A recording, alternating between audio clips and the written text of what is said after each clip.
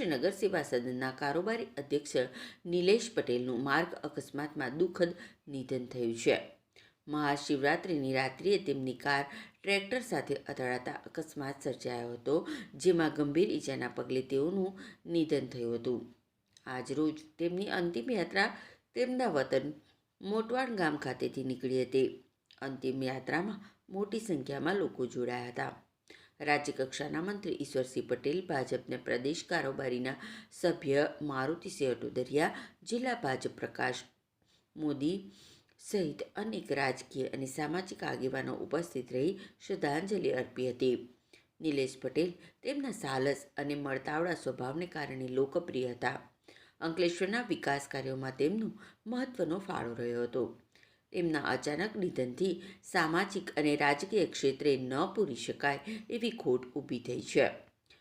વિશેષ નોંધનીય છે કે નિલેશ પટેલની બંને દીકરીઓએ તેમને મુખાગ્નિ આપી હતી, જે દ્રશ્યથી સૌની આંખ ભીની થઈ ગઈ હતી.